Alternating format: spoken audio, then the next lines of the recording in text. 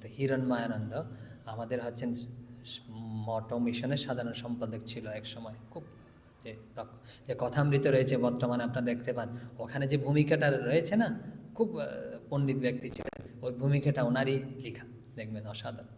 তো হিরণ্ময়ানন্দ তখন তিনি আরোগ্য ভবনে রয়েছেন এইসব। তো আরোগ্য ভবন মানে বুঝতে পেরেছেন, সাধুরা যেখানে থাকে মঠে, বেলুড় মঠে তখন রয়েছেন। তো স্বাভাবিক জীবনযাপন করছেন। তো হঠাৎ একদিন যে রয়েছে সেবক তাকে বলছে, এই মালাটা দিত, বলছেন সব কাজ ছেড়ে দিয়ে না, বলছে মালাটা দে। তো মালাটা নিয়ে এরকম জপ করতে বসে গেছে, যে এরকম স্বাভাবিকতা করে না। তো ওই ওই অবস্থায় সরে চলে গেছে। তো বলছে একদম ভগবানে মন রাখতে হবে, যে দেখুন ওরা বুঝতে পেরেছে চলে যাবে, এই জন্যই সাথে সাথে ওই সময়ে সব কিছু বাদ দিয়ে একদম ভগবত নিষ্ঠ করে নি। এরকম আরেকজনের কথা বলছে নির্বেদানন্দ মহারাজ, এটাও আমরা প্রাচীন সাধুদের কাছে শুনেছি ঘটনা, যে নির্বেদানন্দ মহারাজ তিনি হচ্ছেন বেলঘরিয়ায় থাকতেন, আপনারা শুনেছেন।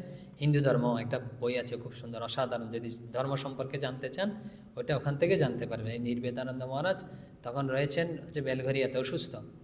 তো খুব অসুস্থ, ডাক্তাররা দেখে যাচ্ছেন এরকম। তো একদিন এরকম আশেপাশে যারা রয়েছে, তো ডাক্তাররা বলেছেন নাড়াচাড়া না করতে, যেরকম আছে ওরকম থাকবে, নাড়াচাড়া করাবে না, উঠা বসাবে না, শুয়ে থাক এরকম।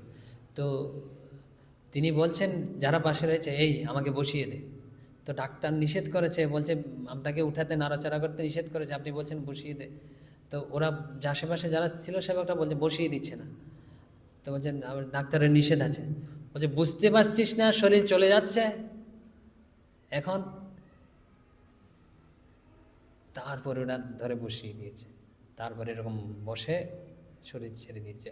এই হচ্ছে এরকমভাবে, মানে যে কোনো মুহূর্তে যে যেতে পারে ভগবান, যেখানেই থাকুক না কেন আমাদের মন হচ্ছে ভগবত নিবিষ্ট করতে হবে। যে তো এটাতে শেষ সময় বলছে আমরা শেষ সময় করলেই তো হয়ে যাবে, বলছে পুরা জীবনের একটা কিন্তু অনুশীলনের প্রয়োজন আছে, শেষ সময় হঠাৎ করে এরকম আসবে না, পুরা জীবন যখন অনুশীলন করবো না তো এরকম হয়ে যাবে। তা আমরা তো, আপনারা কেউ কেউ বলতে পারেন আমরা কীভাবে করব তাহলে, তো এটা তো মহান মুশকিলের ব্যাপার। পুরা জীবন একদম অনন্যশ্চিন্তয়ন্ত মাং, ভগবান বলছেন গীতায়, বলছে মন মনা ভব মচ্চিত্ত সততং ভব, বলছে আমাতেই সর্বদা মন স্থির করা, বলছে মচ্চিত্ত। তারপরে বলছে অনন্যশ্চিন্তয়ন্ত মাং ইয়ে জানা পর্যিপাশতে, অনন্যশ্চিত্ত হয়ে যে আমাকে উপাসনা করবে, মানে অন্য চিন্তা, অনন্যশ্চিন্তয়ন্ত মাং, অন্য চিন্তা সব বাদ দিয়ে আমাকেই একমাত্র চিন্তা করো, আমাকেই উপাসনা করো, তাহলে কি হবে?